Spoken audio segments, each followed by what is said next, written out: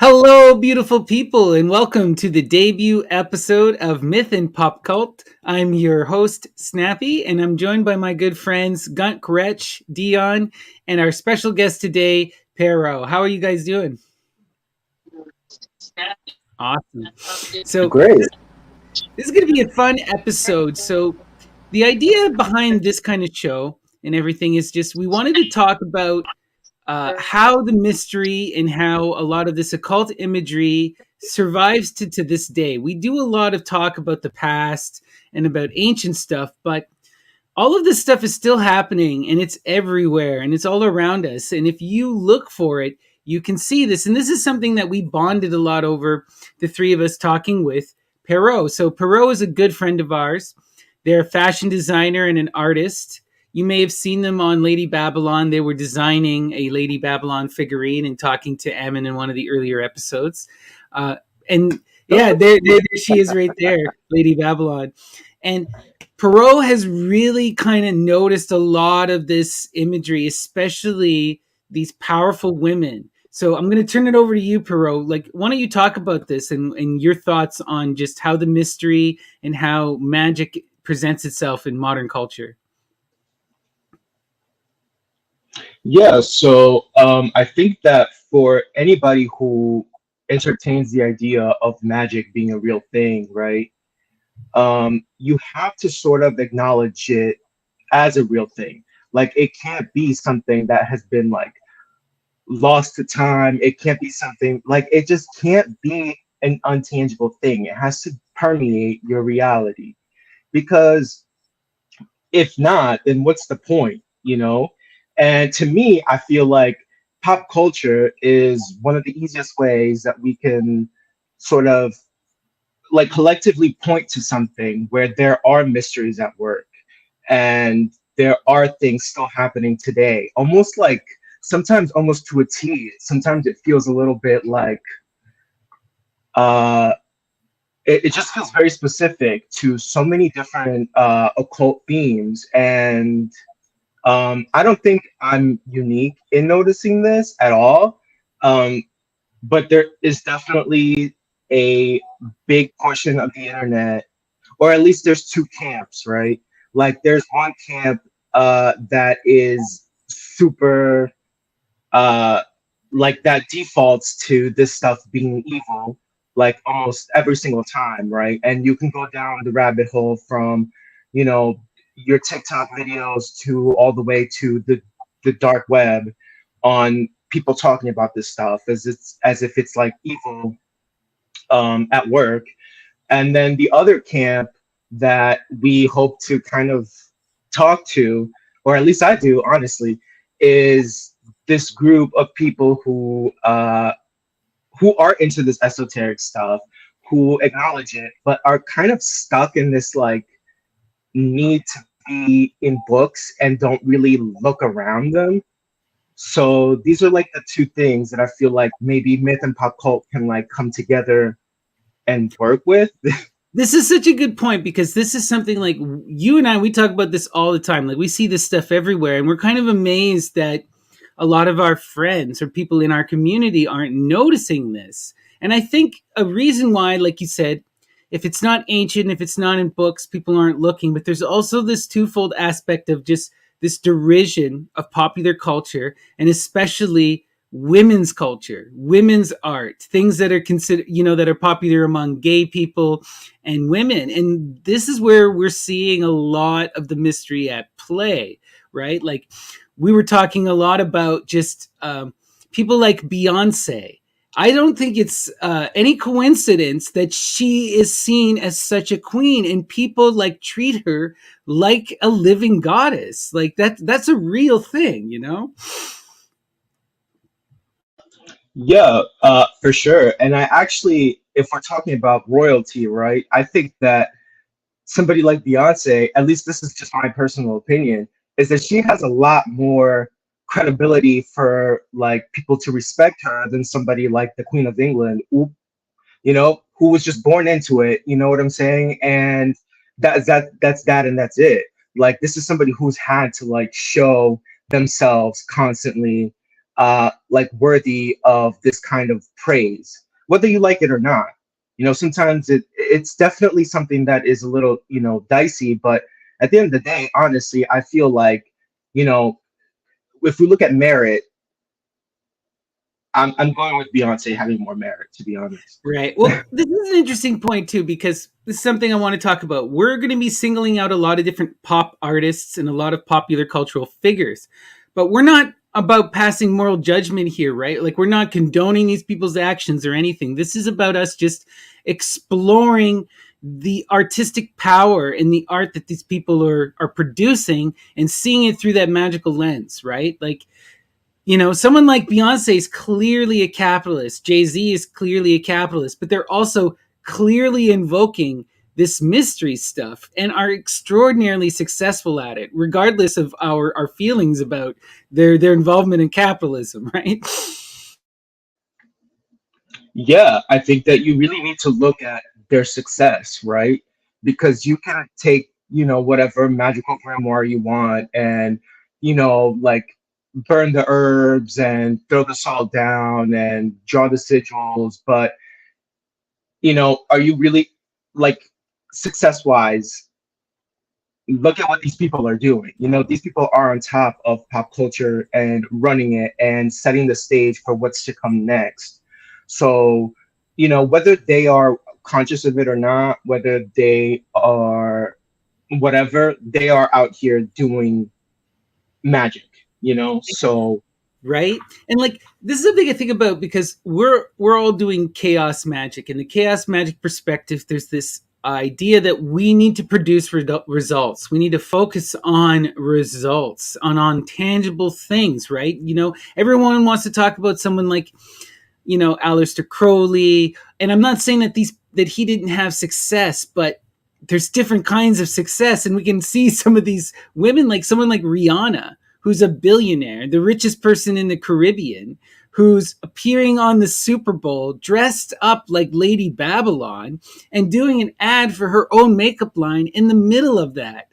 Like, that's such boss power behavior there, you know? Like, it needs to be acknowledged. yeah, she easily probably made the most money out of everybody, like single handedly in that whole entire event.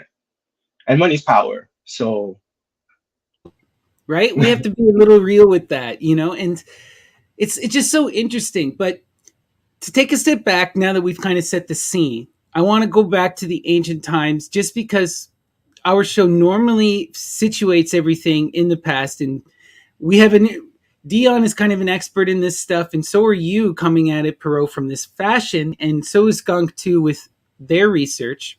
So I want us to talk about how a lot of this mystery comes out of these fashion arts, out of this women's work, and how it becomes the seed of pop culture. You know, like, we were talking a lot about all of these dyes, right? All of these dyes that they're using to manufacture clothes are also hallucinogens. Do you want to talk about that, Dion, and just like the Tyrian purple and the Kermes and the power of all this fashion stuff, and like the perfume too as an entheogen as well? Right. Well, to do it in the quickest way possible, just know in the ancient times, a lot of these colorful, vibrant dyes that they were using in these religious ceremonies that are famous for the purples, the reds, the blues, they also have psychoactive properties. And so the keepers of those dyes had guilds. And so it was the dye guilds and the fabric guilds that evolved into today's modern pharmaceutical houses, as well as today's modern fashion houses. Because back in ancient times, the people working with, let's say, fashion were the shamans, because they were the people that understood how to translate plants into vibrant colors and why you should be wearing certain colors at certain times of years to evoke certain gods or deities. Because it's about our senses, because that's what the gods respond to, because they're ethereal. We don't see them. So to awaken them, we got to use senses, colors, sound, got to shake things. And if necessary, it's a sacrifice. You know, but real quick, before we even move on, or move back in time to the ancient times, you said something very telling, and that's the Super Bowl. The Super Bowl halftime ritual is kind of encapsulates a lot of this cult stuff we're looking at. It has the military industrial complex funding sports mixed with fashion, whatever the current product's going to be in those silly commercials. That's what, these companies.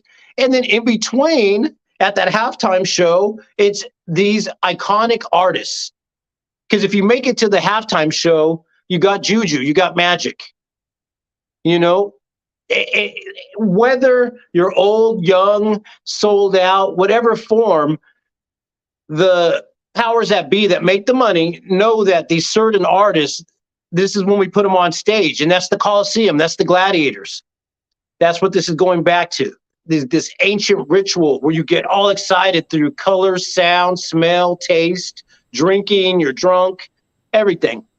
No, that's a really good point, and I just want to speak to that briefly because you're getting me to think a lot about the Super Bowl, and there's so many iconic moments that are kind of like superstar solidifying moments. We talked about one with Rihanna, like that's such a superstar moment, her flashing her own lipstick and putting it on, like that'll go down in history. I also think about Michael Jackson standing for like 60 seconds pointing his finger and not moving. Regardless of what you think of Michael, that was transformative, that performance. Or I think about Prince, him showing up in the middle of the rain with his dancers and him soloing, like there's so many iconic moments. What about the famous ripping of the breast? Right. That ruined. That's another thing. It's like sometimes this magic can have a negative effect. We saw that destroy Janet Jackson's career practically, right? Well, if I could say one thing about the girl, if you've seen some of her shows, how they evolved on stage, how she evolved from a young little actress to the stage show that had BDSM elements. She wore black leather. She'd bring people from the stage and whip them, and we heard about these after parties. And so, hey, that's an element of that fetish stuff by doing it that way, taking a risk. But it also reminds me symbolically, real quick, the one breast. If you guys are familiar with the Amazon women in the with the bows, because we're talking about that this weekend, this Saturday, we're going into Saturday and Sunday into chasing down Medea and the snake women, and those female archers sometimes would cut off one breast. And in Greek iconography, you can see the togas exposing one breast as a fashion statement as well. Nice. Yeah. Well, what I was going to say about the Super Bowl is that actually you will see that, from what I can remember, there have been like themes and images that have been very closely connected to this Inanna sort of Ishtar kind of energy. If anything else, like I would deduce it to that goddess specifically. So you can see that, or Lady Babylon, I guess. So you can see that Katy Perry did it. That I don't really remember Beyonce's too much, but that's another thing. But possibly, and then you also get the imagery with Janet Jackson, and then you get with Rihanna as well. So this is a reoccurring thing. Also, so Lady Gaga, she has her song Lady Babylon too. Right. So you constantly get this imagery being evoked in the same specific place over and over again. And I think one of the things, I actually thought it was really interesting that you mentioned the role of the shamans in the fabric trade, like the early on fabric trade, because also that kind of helps put into perspective the role of like women, and the role of women all over the world during that time. Because if you remember, like the trade route was called the silk trade. So silk, the fabric itself, is like synonymous with this like, global trade that was happening at the time. And you have the fabric, like the fabric, I'm sorry, the fashion and textile, I guess, trade like in the center of that. So obviously this is really important, but it's still really important to today. Like the fashion industry is one of the biggest industries in the world, and it touches basically everybody everywhere. Like it's really really a global power, you know, a global industrial power, if anything.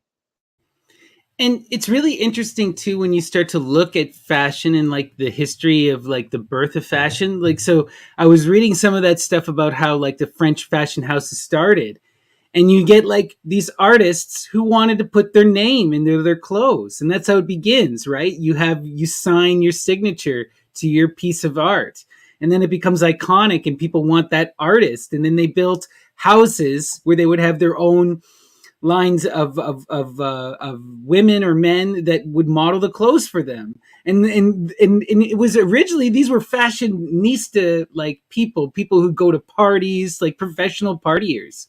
And like this is something we underestimate at this time, like, and also throughout all of history. But there's this whole class of like not super rich, but people who are connected to the rich who entertain them and then become defining cultural figures. They set, they make the parties, they wear the clothes, they choose the art, they dress the rich. You know what I mean? Well, you know, And those are the think about magicians. think about patronage, the patron of the arts during, you know, European culture and history. That's where these fashion designers, musicians, artists got the money for the paint supplies, for the fabrics, was from kings and queens or rich people, you know, that were entertaining them. You know, that they were invested in these art things, in these art people, art pieces, you know, the fashion people of the time. And you'd be lucky to be a fashion designer in ancient times, not even ancient times. I'm just saying classical Europe times, you know, the history that we see with the kings and queens and the elegant fashion. Because the way you learned that was through apprenticeship. You had to apprentice. It wasn't just like you just knew how to do that. You would be a child, or you would be taken in as a teen, and you would have to be taught all this stuff. And you know, and there were houses that literally, and today they're called fashion houses. They were literally houses where you lived there. It wasn't like you went to work there; you lived there. Fashion is so incredibly labor intensive. It's insane. People do live in these houses. It's crazy. Okay. I just want to like let people know the amount of work that goes into making what they do, especially like if you want to throw in some really dark elements to this and start thinking about the industrialized fast fashion realm, which you should be, by the way, like people should be thinking about and really putting some very conscious this like making some really conscious decisions on how they purchase their clothes. It's crazy the amount of labor. So it really takes, I mean, you see one person, so you see a creative director or a model or an editorial or something. The amount of people, the amount of planning that it takes to get something like that done is insane. Well, we got to put this in perspective, right? When we're talking about some of this fashion, how labor intensive it is. Like to make this Tyrian purple dye, they're having to crush hundreds of thousands of this rare mollusk, you know, that's so labor intensive just to get the dye. And then they have to put it to the fabric. I was watching this thing on TikTok earlier talking about how they would make these laces for the king's gown or the queen's gown, this special type of lace, and it would take up to sometimes one of these gowns could take up to 3,000 women and children working, not like women and children, and we're talking they would work for like 8-9 hours a day, and they would do this for like 3 to 4 years to make one gown. Like it's insane. You know, go for it, bro. Well, actually, you go because I want to ask Wretch something. I want to kind of change the subject after this. So go ahead Okay. first. All I was going to quickly say is that it's ironic that in modern times, with the Industrial Revolution and printing presses and printing processes, that fashion is labor intensive, but the markup Now, when you could just have things made at a factory, and then on the street, that's marked up so much. You know, the amount of the markup for the labor compared to the ancient times, when it might take them 6 months to make one dress for a queen. You know, where nowadays we can have things like POD, print on demand. You know, but go for it, Gunk. Well, what I wanted to say is I kind of wanted to bring it back to the magic realm and the occult realm or the esoteric realm, I guess, because if people are having a hard time, I guess, keeping up with some of this talk, but they're like, a little bit more specifically focused on the magic, then I would recommend people think about how important like clothes, certain gemstones, certain things that you're supposed to wear, colors in accordance to the day, in accordance to the time, and all of that. How important that is, and like in magical texts. So, and it's important to like the actual work. So, and what that's like doing when you're taking part in that kind of magic. But I know that Wretch has written about like a lot of this stuff before. So about the gemstones and about the certain fabrics and the colors and everything. So I kind of wanted to get like some context And the on that. mnemonic devices of these guilds, right? That's their magic, right? Right. Which are still being used to this day, by the way. They're just, if you look at the house codes for fashion houses nowadays, they still have the same type of knowledge and on how to work with these kinds of images and everything. So it's still around. It hasn't gone anywhere. Yeah, so I mean that's a pretty open-ended question, pretty a lot of examples I could go into, but to just kind of give some context for the viewer who maybe doesn't have a lot of magic theory, just want to point out like if you don't understand the importance of fashion, well, you have to understand that magic in most systems comes through images, and fashion is all about creating the right images, and everybody will take their uh, influence from their sense of beauty that they see in the world. So if you can control what people think is beautiful, really you can control how everything manifests and what they focus on, what they're trying to manifest even, or how people are even having sex, right? So, or who gets to have sex and who doesn't, which has evolutionary biological ramifications that are very real. So, uh, we can see the overlapping of this in a lot of ways, and in some words that maybe you think you know, but you don't know the etymology, maybe. So we say glamour actually is a type of magic. It means to create illusions.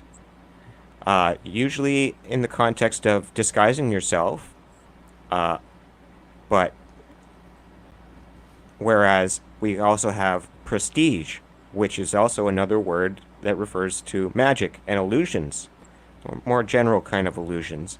But in the modern sense, we don't think of it that way. We think prestige means like somebody with power or elegance or like an aristocratic kind of vibe to them. So that is because the aristocrats use prestige magic to make themselves look and seem more important than everybody else. So that their purple robes, nobody else gets to wear those.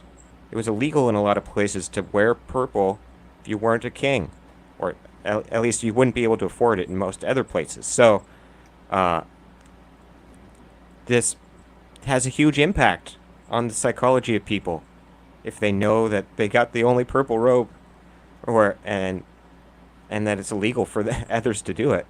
There's a whole lot of this has a lot of more influence than people might think. So This is a really interesting point because it makes me think of something that I was talking with Pero and Dion about, and this is the fashion slash skateboarding slash culture brand Supreme. because I couldn't understand when I was looking at them how they could charge like $200 for a T-shirt with a silk screened logo that they even acknowledge is a ripoff, right? Yet, Yeah. Dion, you were telling me about how your buddies were making like tens of thousands of dollars selling this stuff, and they'd line up for hours. Like, what's going on? So, but just to finish up and get back to Perot's question, uh, so people also another word to keep in mind here is fascination, which refers to a type of magic to keep somebody focused on what you want them to be focused on, and so ignoring everything else. Well, that's definitely what the media is all about, and commercials and fashion too. But so in terms of ancient, how clothing comes up in ancient rituals, or even more modern time, there's a lot there actually, more than you might think, and it can be pretty important. If you, a lot of magicians would dress up as a deity, and if you don't look right, or they dress up as a magician should look like a magician, and if you don't look right, the spirits might not obey you.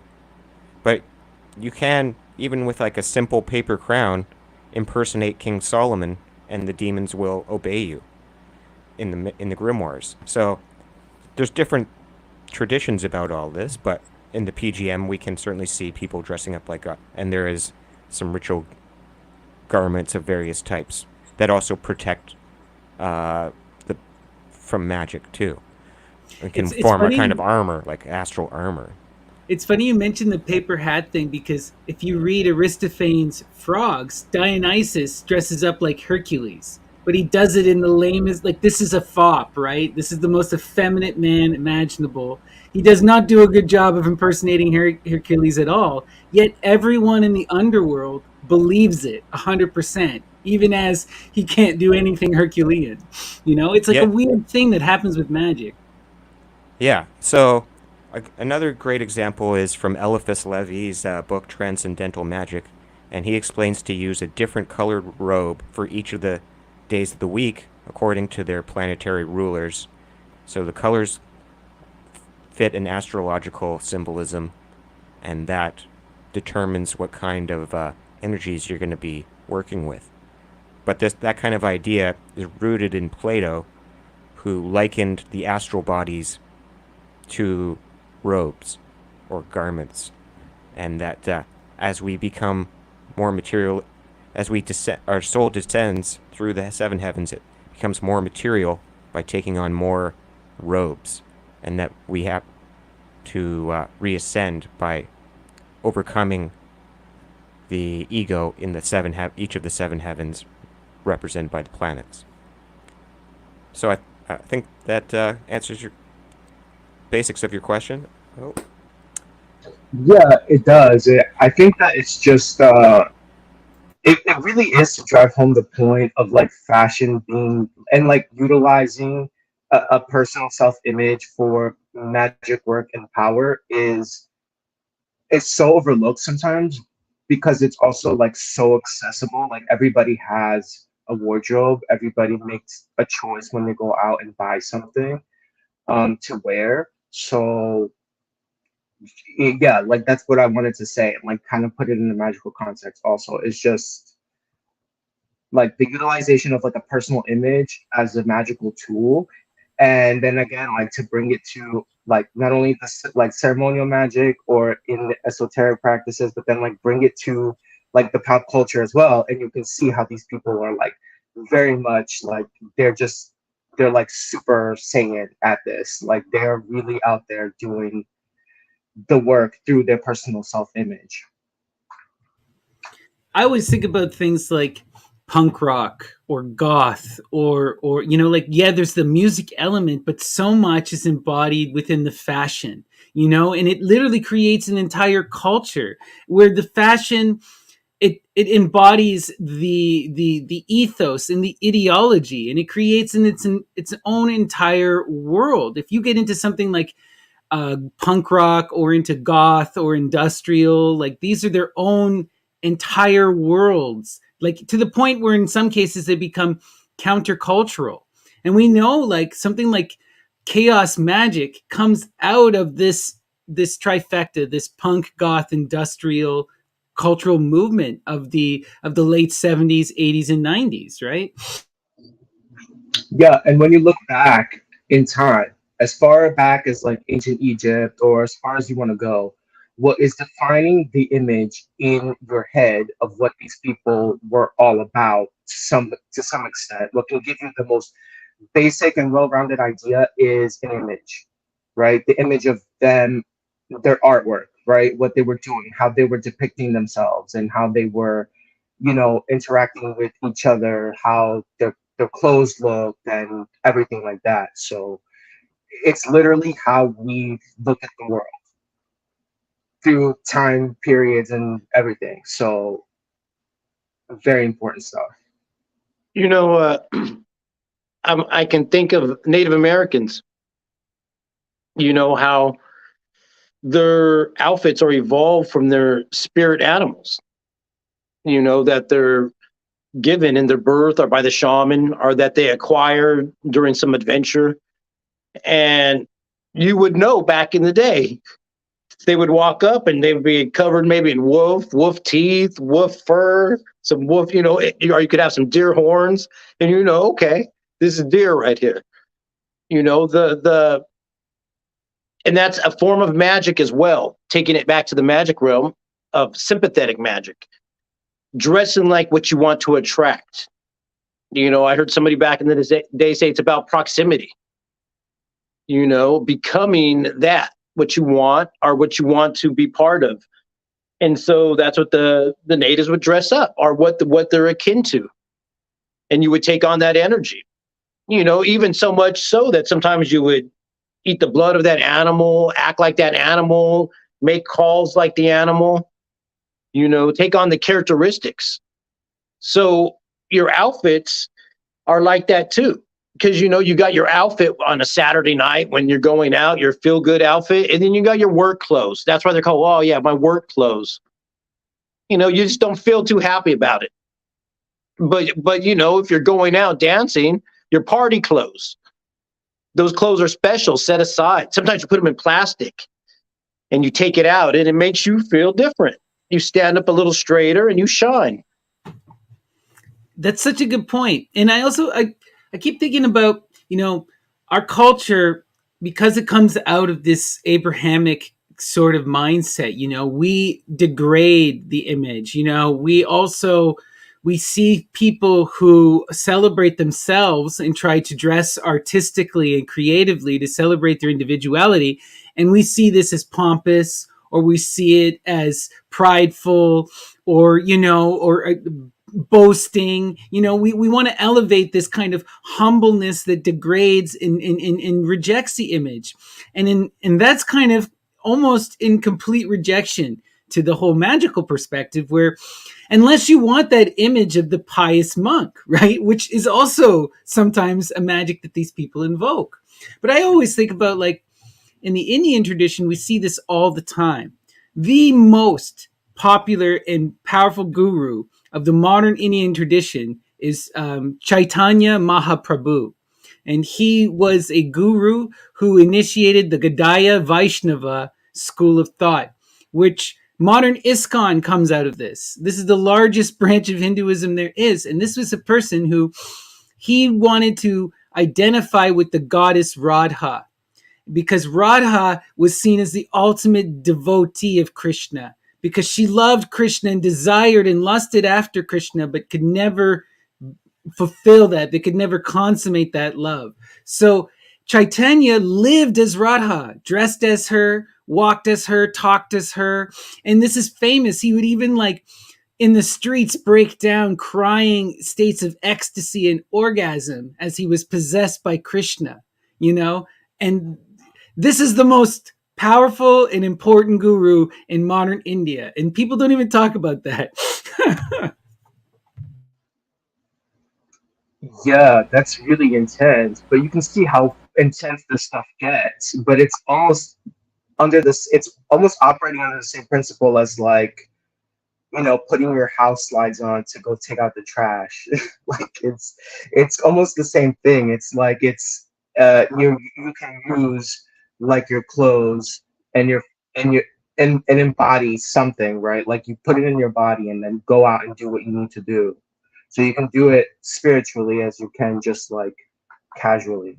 Most people do it casually, and they also some people like they have a like some trouble understanding kind of like even when I say that's that fashion is a language, it's like a non-spoken language, but it's very much a language. Some people are like, well, I kind of just wear whatever, and I'm like, yeah, that says something, that says something about you. It It does. says It says a, whatever.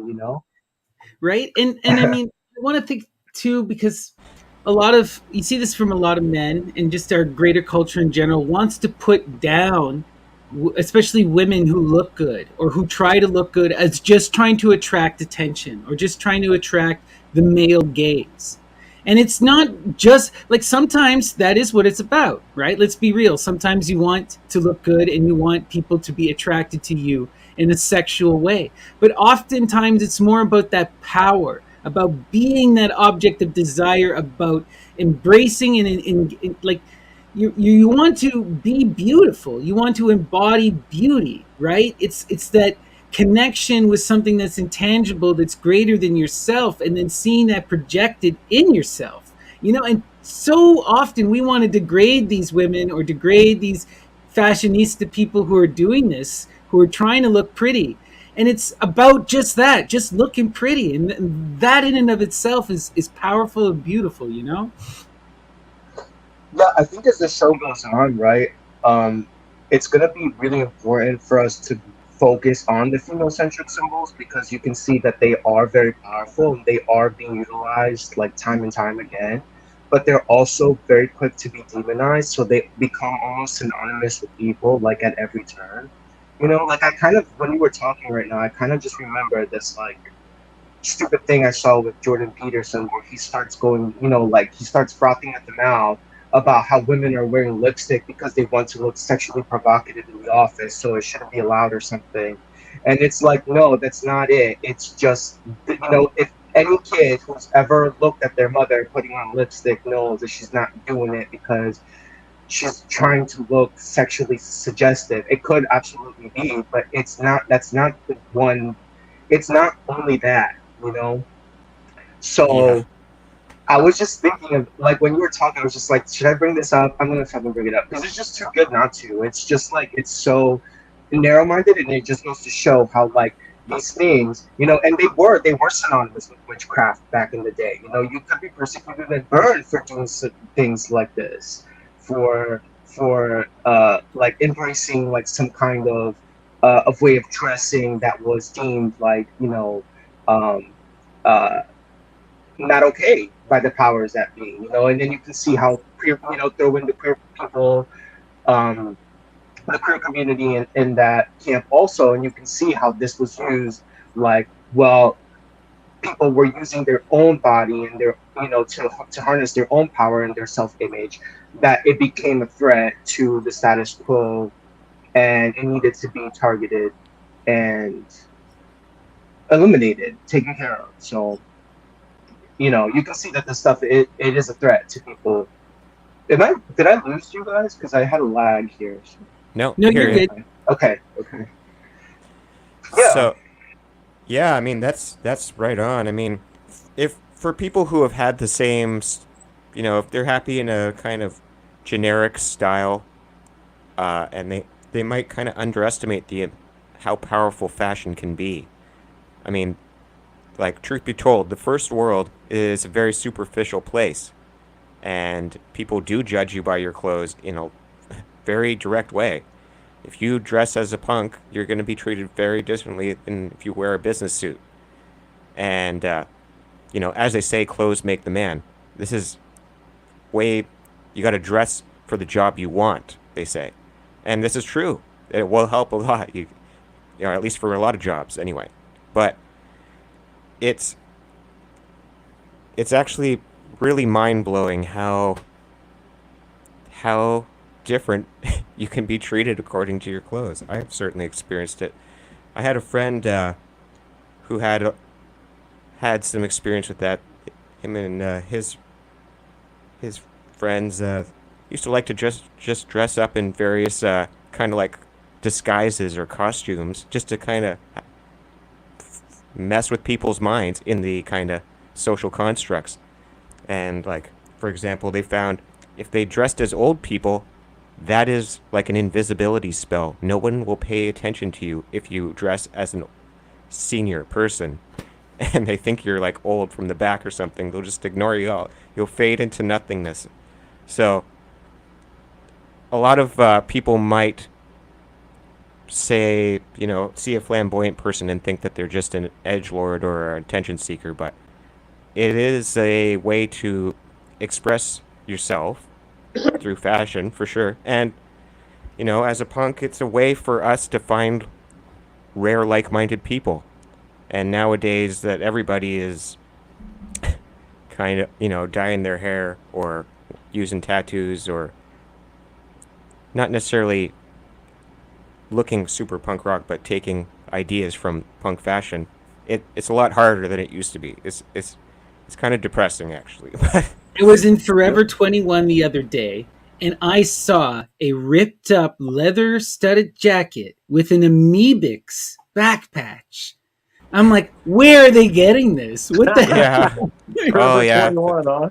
The pre-torn, the pre-torn pants and the pre-torn jeans and stuff. Oh man, and that's more expensive than the regular stuff too, right? Yeah. It's mind-boggling. Also, Amoebix, that's pretty freaking hardcore. Like, Yeah, what? no, you should. I You know doubt what? they even knew who that was, the person who put that on the thing, right? So it's mind-boggling. Go ahead, Dion. Sorry. Well, Amoebix are lucky because they're actually getting a little royalties if they're still alive. Okay, does some crazy people. But Forever 21 is not paying anybody any royalties. right? They're Come just on. fully like taking all the cash. They would Oh, never. yeah. They were You know, asking so- for people to donate their band tees, actually. Right. And then Yeah. they're reselling them for like $50. Right. Yeah. So what I was gonna say is, it deals with sigils. Where I want to keep it practical. So sympathetic magic, where you take on the qualities or in the image of something that you want to embody or connect with. Next, I'm going to talk about sigil in terms of symbols, like the Nike swoosh or the Wu-Tang symbol on the shirt, and that their powers within the reflective communities. Because I know, like that Wu-Tang symbol, before I ever heard them, you saw that shirt. Or it might be the opposite for some people. They might have heard it first. But for the average person, they saw that symbol and the person wearing it had a little swagger, moved a little different. You're like, well, what is that? And then that's the Wu-Tang Clan. And it's something that's secret, and it's ironic that he took that symbol from a tractor company, Werther, and then mixed that with some Wu shamanism from China, some Kung Fu stuff with his eclectic brand of music. But that's myth and pop right there, the RZA. I have an image as a young person seeing this really cool goth girl, like with you remember that Susie Sue look that was kind of popular, like in the early '90s, the late '80s. Saw a girl with that kind of look, and she was wearing that Joy Division shirt with the waves, and I'm like, what the hell is that? And I had to go find that band, and like that's the only reason one of the biggest reasons I got into punk at all was seeing that. Yeah, I think we should give a big shout out to all the goth girls that like really put us on to some like really cool goth shit. So shout out to all the goth girls out there. We all had one in our lives. Like I remember there was this one girl in camp. I stole her CDs. We used to have CDs. I stole her CDs and I found out about like Marilyn Manson and the Cocktail Twins and all of that. And it was great. So yeah, they really put us on. We all have a story. We all have like that one goth girl story. I love it. Yeah, I messed around with the goth stuff as a kid too. Dyed my hair blue, and I used to do that for the kids. Would come over, and they'd go home with the earring in their nose and bleached hair, and their moms calling my moms to get mad. It was fun because I was a kid in the '80s. I was lucky to be involved during that time in the mid '80s when I got to see some of these cool bands like the Germs and people really believed it. They dressed like it was a whole lifestyle, whether you were a skinhead or a punker or each respect, you could tell who people were by how they looked, and Oh yeah. you knew their ideology, and also you could get a girlfriend. You know, I remember the first time I dyed my hair blue. Within a week, I had a girlfriend, and it was like, and she had maybe purple hair, and then I was hanging out with all the freaks with all the weird colored hair. You know, you have your tribes that you can find based on your imagery. Sympathetic Right. magic. 100%, you know, like this was such a huge thing for most of my life. Like I got really heavily involved in punk rock and specifically in ska music.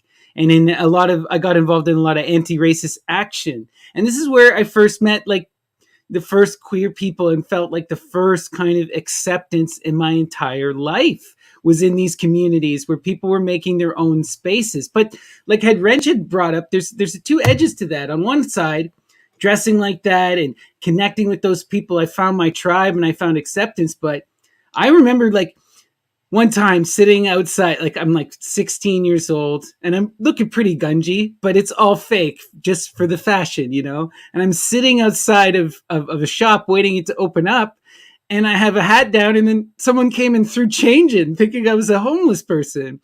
And then later on that same night, we're walking home with my buddies and the cops come and harass us. And they like, where are you going? And I'm like, this is the first time I've ever been harassed by cops. You know, I'm a young, like 15, 16, you know, terrified. And these officers are getting all up in our face, harassing us, thinking that we're on drugs, telling me you're on drugs, you're on drugs. I'm like almost crying, you know, and just because I looked weird, right? Well, you know, a lot of punkers like that. For them, that reinforces their whole ideology. Oh, yeah. Oh, They yeah. go home and put the song on. I hate the man. I hate the cops. You know, it reinforces it. And then the cop, he goes home and he goes, "Those goddamn punkers." You know, they got their uniform too. See, but they got a Yeah. uniform. It's a uniform where the punker is wearing, it's a fashion statement. It's tearing the uniform and tearing it up.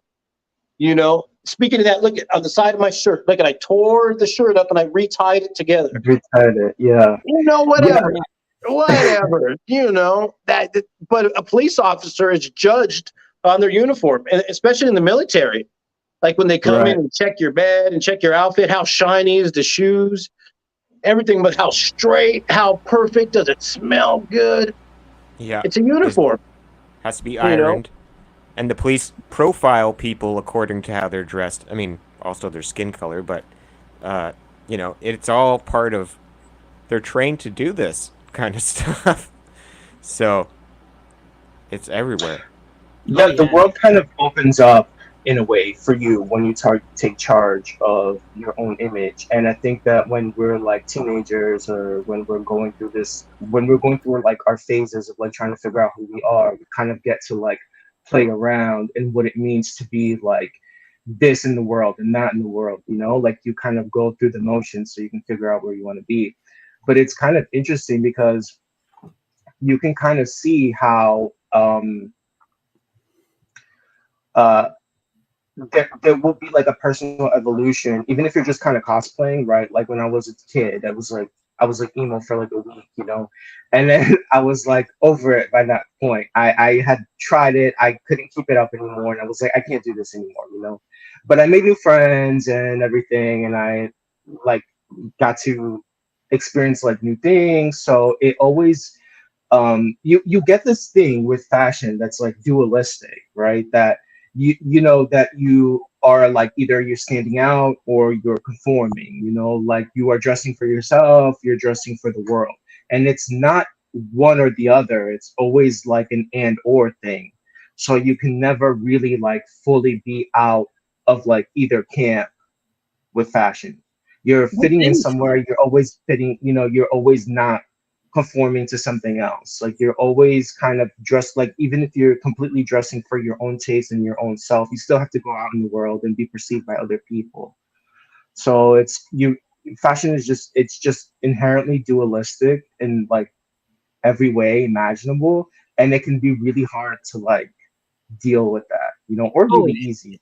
it's so hard. I always think like go into any high school and just watch the kids. They're all kind of trying on costumes and they're trying things out. Every month they'll look entirely different. Every year they'll be a entirely different person.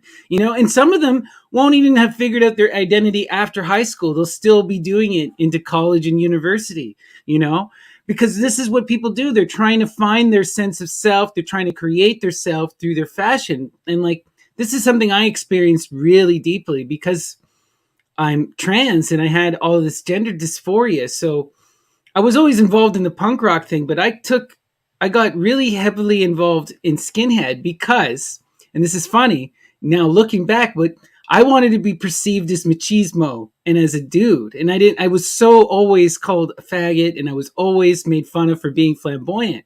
So by shaving my head and wearing big boots, people would, for the first time, started thinking I was a tough guy and they stopped picking on me. And then I'm hanging around with all these guys who are tough guys and they would stood up for me. And all of a sudden I felt strong and I felt part of a community. I mean, I look kind of on it now and I cringe because I see it was such a reaction. That wasn't how I wanted to dress. It was a safety mechanism. But it was a safety mechanism that worked for that time, And it's interesting too, but like the other thing that was wild about that whole skinhead thing is like when you get in and when you learn about it, you understand that it comes out of Jamaican culture. It comes out of this intersection of Jamaican and British youth and that love of ska and reggae music. But what I witnessed growing up was this co-opting of it. I got in and I found it through my friends who were Jamaican because where I lived, there was tons of expats who were Jamaican, so it was just that community. So there's all kinds of black and brown people and black and brown skinheads at that time, and then all of a sudden it went neo-Nazi.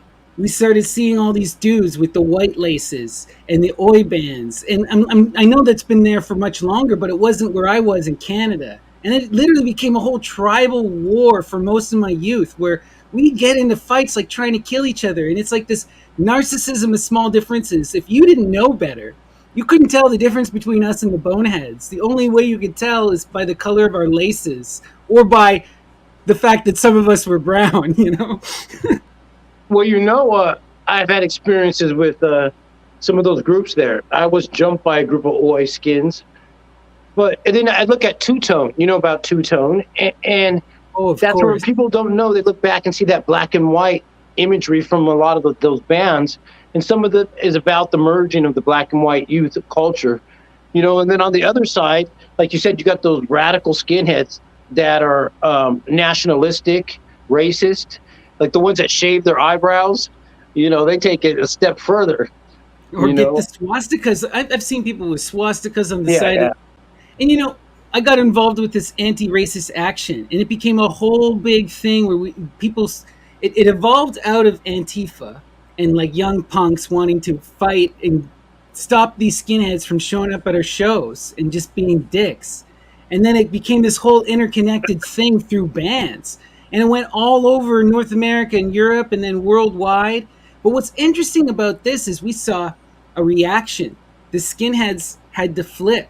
So now you won't see neo-Nazi skinheads really. There are a few old diehard guys, but they've changed the fashion now because you could pick those guys out and they would get their ass beat for it. Right. So now it's the Proud Boy thing. They all look like Richard Spencer, right?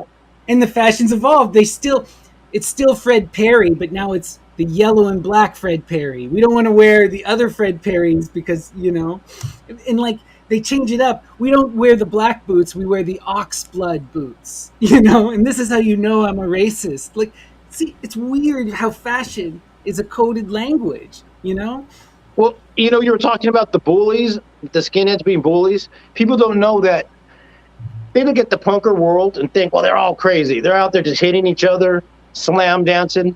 Well, people don't know there's a split in the punker world between people with mohawks and different colors and this and that. And then on the other side is skinheads.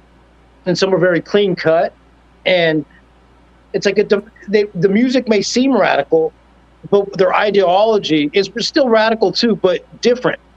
You know, one is about chaos, and some of the other skin-ins are more about working class values, and government stuff, almost conforming with the government. But the thing about needing protection from them is people don't know what the, you know, when they're doing the slam dancing in the circle, which we've seen in movies or experienced, some of us. If you fall on the ground, somebody will pick you up. Hey, get back up. We're having fun. Let's keep doing it. You know, they're kind of bouncing around on each other, having fun. But the skinheads would take it serious. They would line these slam pits where people are just going crazy, and they would go arm to arm until they have it all cordoned off. And they would attack punkers. And people think, well, they're all punkers. No, there's a difference. They would attack them like a gang and single out people just going crazy, doing their little dance, and beat them up. So hence you might need people to come together just to protect people, because they don't like queers, they don't like dark people, they don't like a lot of different elements. People who aren't into punk don't realize how many, like, people who are into punk, like Gunk can talk about this, I'm sure, is all the tribes. We talk about the tribes. Like, I generally not into skate punk because a lot of those guys are the dude bros who don't like queer people. I usually stay around with the anarchist and the peace punk people, you know? But then you also get your, you know, you get your crust punks and your drunk punks, and you know, there's millions of these different subgenres and different groups, and they'll form their own little houses and their own communities. Like, it's not as united as it appears. There's a language to how these people dress in the bands they wear that signals to other punks, you know? Yeah, we can talk to each other without the normies knowing what's going on. But we don't need to explain that too deeply here. Anyways, on another note, I mean, this kind of differences of how images can set us apart, this is all part of a kind of meme war for culture, or culture wars that have very real ramifications in democracy, and the marketers, the capitalists know this, and they are not above trying to, yeah, like we said, taking the punk fashion, putting it in the store or whatever, and apparently it works. Commodification is a real thing. So while there are, you know, rich people who are creative, a lot of the way to power is just appropriating somebody else's creativity and plagiarizing it. It seems, at least, well, that whole marketing of individualism through appropriating creative people's stuff, right? So this is a constant battle that has class war significance, or all kinds of significance. Well, I'm sure you could speak to this, Perot, is that fast fashion thing we've seen as a result now, like of what Rich is talking about, of this obsession with being unique has now produced this entire industry of fashion that is being like churned out and then discarded in landfills. Yes and no, like yes and no, because actually I kind of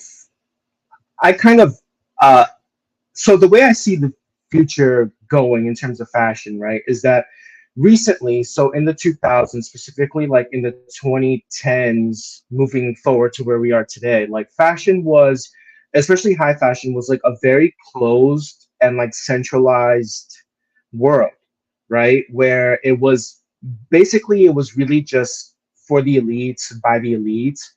And then what happened in the 2010s was that people started taking, basically there was a huge like boom in creativity, um, because people started looking back at fashion and started like thinking about like how do we go and pick up some ideas from the past and then like move forward with them. So it really became like fashion really had to adapt and had to kind of democratize like really fast with the internet and all of that. When now like the really bad part of that was that again like fast fashion went into overdrive, and yeah, there was an obsession with being unique and everything like that, but it was also just the accessibility of cheap stuff for people who don't really know how to like cultivate a style and are chasing some kind of identity through their clothes that they don't what it is. So it kind of keeps them, as like really voracious and active consumers. So like there's a technical term for this. It's like hype beast. So the hype beasts, they really don't understand what's going on in terms of the taste. They like the hype culture itself. It's what's new, what's next, and you have to get it. And it doesn't matter the price sometimes, which is really crazy because like this is where you get your supreme, guys who are spending like, first of all, they're spending like the $90 or something at the store, and then they go and they resell it for like $800. And there are people who absolutely will buy that shirt, so it's really crazy. But what happens is with all this democratization of fashion is that it really placed like the idea of luxury, I guess, like really changed, right? Like whereas before there was a big emphasis on material and exclusivity and all of that. And I think that moving forward, we're going to need to stop lying to ourselves and say that that's a priority of ours when we're buying Hanes t-shirts for $900 because it's Balenciaga. You just can't make that argument. You cannot. You're out of options at this point. You need to accept it. But the idea, I guess, is that nowadays is that in order for you to be a creative person in this industry, what you need to do is you need to be a tastemaker. So you need to take these symbols, these ideas that are growing out of the like the punk movements or whatever it is, right? That seem relevant and seem cool to explore. And you need to present that to an audience and then expand their palettes on what that is. You need to bring people together in a way and cultivate an image, an idea, and codes that kind of can bring everybody together and make everybody feel seen. So like if you look at Gucci, right? Gucci was one of the best examples of this happening. I think they are like the example of this happening because before the creative director who just left, his name was Alessandro Michele, before him, the house was dead, right? Like it was in Century 21 stores, you could buy it for like $100. Gucci was down and out. He comes in and he does this cuckoo bananas collection, right? Like crazy.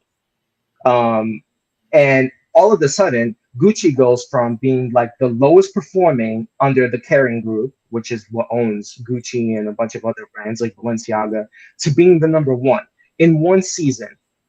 And mostly what he did was he sold dead stock of like jeans and jackets and everything like that with patches of like snakes and everything. Like I don't know if you guys saw it, but it's been going around. I think it's dying out now. So he really needed to revamp and move all that material out of these damn warehouses that they couldn't sell for years. So and then you start to see that his idea of glamour, his idea of beauty, and his idea of luxury was, going to the Harlem Renaissance and then going to the actual Renaissance and then putting these ideas together with like 80s, arcade culture and the punks and everything, and like creating something that was like that actually made sense together, that spoke to an audience. And if people didn't get it, the people who didn't get it, well, they're gonna buy it anyway because it's what's happening right now. So they kind of, if you're a hype beast, if you're into the trends or whatever, you're gonna have to dish out the money anyway. Well, this is the thing I wanted to talk about a bit because of this whole hype beast thing I find so interesting. And to me, this is where the real magic is, because these brands aren't just selling fashion, they're selling an image. They're selling the image of that brand. They're selling cool. People don't just buy Supreme because it's a t-shirt. They buy Supreme because they want people to think they're a New York skateboarder. They want to be part of that cool New York skate culture. And they get to through this purchase, right? Yeah. So being able to, so when you're cultivating a brand, not only do you get to sort of set the standard, but you also get to have a conversation with an audience of consumers who are looking to you to introduce them to new things. So, you know, you get a lot of collaborations in this sense. You get a lot of like, collections based on movies or cities or, all of these things. Artists who will collaborate with brands. And so you bring two audiences together and you make them sort of see eye to eye in a sense. So I think that that's like a good thing. But again, because of uh, like the mass market and mass consumption of like clothing, which is just so insane because like I was saying before in the beginning of the stream, like it's so incredibly labor intensive. Like the $5 t-shirt you're buying at Walmart, that $5 doesn't even cover the freight costs for it to come all the way from China. So how is it that you're buying $5 worth of fabric at Walmart? It doesn't make any sense. Something is wrong here. Like people need to start looking at this kind of thing when they are making their purchases. And luxury companies, like I'm not saying that luxury is like a much better option because most of the time they're on the same, they're on the same level as the Walmarts, to be honest, sometimes. But it also costs a lot. It's a very labor intensive thing. And also, again, like there's so many people, there's so many mouths to feed for that product to be there. So maybe think about, like if I were to start a fashion company, right, I would not be able to sell clothes cheap, and I know that people get mad at that, but it's just not feasible at all to do something like that. I can't compete with the mass market. So what was the point?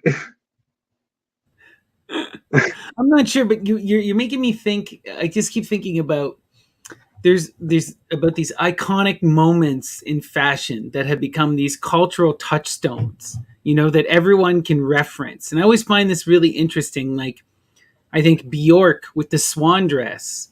People flipped their lids when that happened. Or I think Lady Gaga with the meat dress. People could not handle that, Like, it's interesting how fashion can be such a provocative, transformative thing. Or like we're talking about punks, Vivienne Westwood. Her initial thing that made her so transgressive was taking the tartan, which was a sign of Scottish nobility, and turning it into bondage gear. Like Yeah. that's pretty freaking radical. Yeah, Vivian is. I'm wearing Vivienne Westwood. I'm wearing Vivienne Westwood pearls right now. I like. Yeah, so Amazing. I'm a It's big funny. I fan. was going to ask you what your necklace was. Yeah, you can see like this is the orb, and then these are all pearls. Oh, you can see right now. Ooh, Yeah, because see, that brings me to. Oh, go for it. No, what I was going to say about that is that it's very conscious, first of all, the decisions that people make when they're doing this, but it's also very ritualistic. So Fashion Week happens, every designer shows at least twice every year, right? Some of them show more than 5 times every year. You know what I'm saying? And every time it's the same ritual. It's very, fashion is very much about the community and about the sharing and the displaying of ideas in very specific ritualistic ways. So you get them and they are right on time. Like fashion, again, one of the things that's most important in fashion is timekeeping. You miss that deadline by 2 seconds, you lose $2 million. It's crazy. Yep. You've heard of Magic? Is it the Magic Convention they call it? Fashion convention. I don't know if it's called Magic. Is that the term for it? Not the Magic playing cards, but fashion convention. Are you talking about like the fabric stuff? Yeah. Is that what it's called? Yeah. Okay, yeah. Where they come together once a week. They have several of these. I don't know what the name is. It is something like Magic, but I'm not sure it's Magic specifically. But yeah, go on. Yeah, I had a friend who was lucky enough that set up a booth there, and it happened. It made the magic, and they sold their product. And they said that they placed an order right there when they did the order stuff for like multiples. It's such a big thing that my friend had to go borrow money and take out a loan just to meet the demand of the initial buy. And they had a deadline. And I remember he was scared because he said, if I don't get it to him, if I even miss by a week, I'll owe $50,000. He goes, but if I get it to him, I can change levels and get it to a different level of fashion. And he goes, and I remember the word magic. He goes, it was like magic. I remember him saying that to me because his life changed. I haven't seen him since, obviously. Yeah, it starts like that, and the next thing you know, you're in it, and the schedule, the fashion schedule is insane.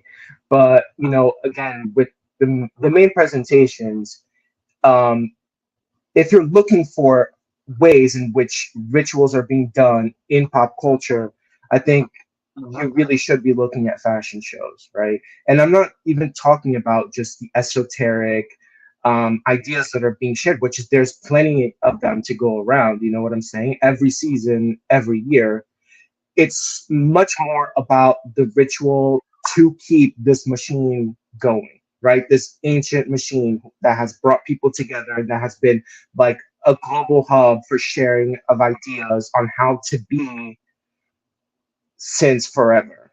So since as far back as we can think of. So, you know, there you go. If you're looking for examples, if you want to like see this stuff working in real time and influencing your world, like you need to look at fashion shows, for example. This brings me to something else I wanted to talk about. For the fashion is huge for sure, but there was another pop cultural item I wanted to touch on is comic books, because they're right now in the zeitgeist. And there's a really interesting thing is that we have a couple of really prominent magicians who are also very famous comic book authors, such as Alan Moore and Grant Morrison. And they're using their books as hyper sigils, to create these cultural shifting products that can literally inspire and change the world. And I wanted to ask Gunk about this because I know that you've paid attention to a lot of this. Do you have any thoughts on comic books as a medium for the occult and for changing pop culture? Well, comic books are especially useful because they work on both hemispheres of the brain. They got the images and the text together. And so they're actually some of the most effective form of communication, according to the CIA. And they made their own little instructive comic books because of that. But that's also why on like airplanes, instructions for emergencies are like little comic books.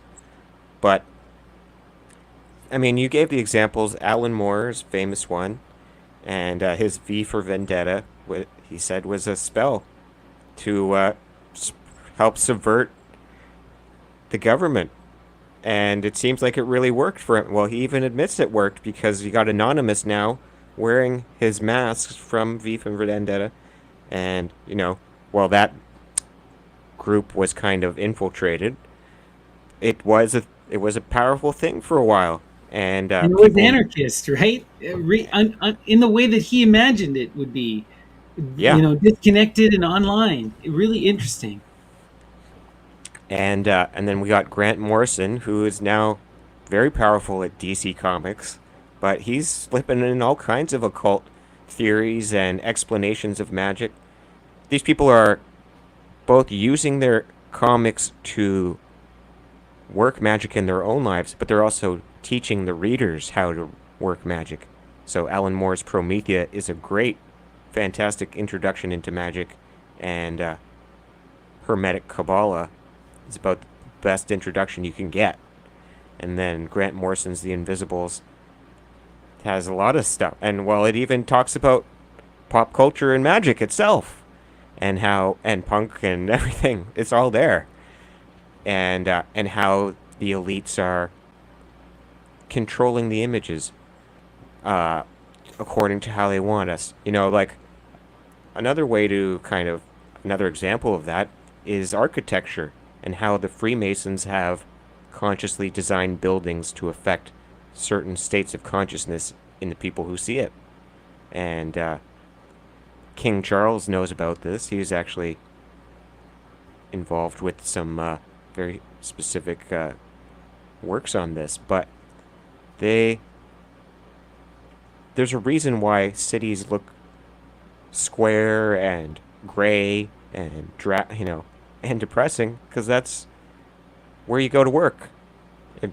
Nobody wants it. It helps to put the workers into the docile state of mind to do that. But anyways, comic books, there's certainly other examples. Neil Gaiman is another master of magic who is breaking through the dream world into reality ever more so. And he's opening people up to that dream world and to the old gods in a very powerful way through the Sandman and other stories he's done. But this comic books are particularly useful because they can combine both the imagery and the text. So you can write yourself what a magic sigil is. You can write the story as a sigil. You write a story about yourself that expresses your intention, and that will help to manifest in a very powerful way. And if people are reading it, that helps to empower it. So, and if they're magicians who are reading it, then they can even consciously empower it even more so. And thus, magicians can work together in a way that's like a religion, but also allows them to be individuals doing their own thing still. And, very non-dogmatically. And so, religions are in the same way that punk fashion was a commodified, religions commodify the mystics and magicians and the occultists, and then turn it into this organization and turn it into a product and turn it into like a dress code. And the biggest blockbuster the world has ever seen. Oh yeah. Years ago, you heard of Tokyo Pop.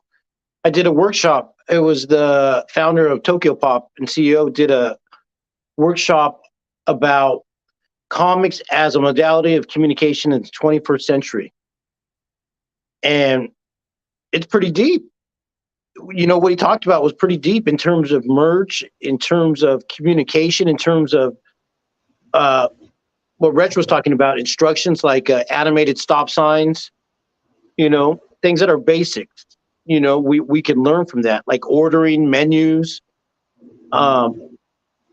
It was so deep, the things that he got into of where comics are going in the future and how people are plugged into comics. And you could see that through the Japanese model, manga, anime, and that's holographed its way out to the rest of the world. And this is something we should really talk about because, being a comics fan, people have a very limited perception if they just look at comics in the US or comics in the UK, which is what most of the West is looking at. Comics in Japan are an entirely other beast. It's like 10 times the size, the industry. And people, you don't have the same kind of rabid collecting. What happens is people buy these volumes where you get like many comics that are connected together, and they sell them by genre, and people read them and then throw them away. And the way that these comics stay in the zeitgeist is through votes often. Like the most popular comic book of all time is Shonen Jump, right? And this is a comic book that targets young teenage boys, right? So if you're thinking about anime or manga characters, they probably came from Shonen Jump, right? This is your One Piece, your Dragon Ball, your Naruto, your Bleach. All of those comics, though, had to survive this cutthroat model of being voted out at the end of every month. Like you may not get printed again. Dragon Ball famously never got canceled. The same thing with One Piece. One Piece has been going for like 20 plus years. It'll never die until the author Oda stops writing it, And like they have genres for everything. You know, they have comics about everything. It's incorporated into everything, and the symbolism is on a whole other level. Like, I want you to talk about this, Pero, because I know you're a diehard anime fan, so I know you're witnessing this. Um, I'm not a diehard anime fan. I do have anime that I'm like a diehard fan of, but I really cycle in and out of anime. But I think I'm more interested in anime, like looking at it through like this perspective, than I am like actually consuming it and watching it. So it's like a little bit different, I guess. But one of the things that I always bring up that we were talking about always is, if we're looking at mysteries, right? If we're looking at like images or esoteric ideas that are like centered around like uh females, right? Or concepts, ideas, like knowledge that are shared by women for women, that kind of thing. Then if you look at something like Sailor Moon, I mean, it becomes like completely undeniable. It was written by a woman, and it's the idea of, I think it's like a girl. I think I might have this wrong, but her name is either, I think it's Diana, but I'm not sure. And she is this like reincarnated uh goddess basically from the moon that came back with all of her like planetary friends to like come and save the world. And it's a little bit more complicated than that, but you can see how she incorporated like all these myths of like, I think it was like the Holy Grail, the ideas of, us behind astrology, the moon, the divine feminine, ideas of different gender identities, being associated with these images. Like, for example, I believe Sailor Uranus is supposed to be bigendered, although she kind of becomes like a lesbian. And then, if you really want to get dark with it, then in the U.S. version, she becomes cousins with Neptune, which is just, how do you make things, how do you hide the gay, right? You just make them cousins. It's like the mentality should really tell you something. But you really get, again, girls speaking to girls with things, using these images, using these sigils, I guess you could say, which Sailor Moon is full of them, right? In order to communicate these ideas to them, to kind of let them know, like, this is what is going on, in the world, I guess. And I think that's really interesting. So No, I Sailor think Moon is that, such a good one to talk about because, like you're saying, I just want to stress how blatant it is. You have a girl who's a magical princess, okay, with a from the past, magical black cat, okay, who has a magic wand that she uses to draw down the power of the moon. And then all of her other friends are also associated with stars, and they got their own magic familiars and their own magic wands, and they're drawing down the stars, and they're well, what they using the do power to fight also, demons. like the huge focus of the show, and you can really see where they really spend their budget on in terms of the animation, is the transformations, right?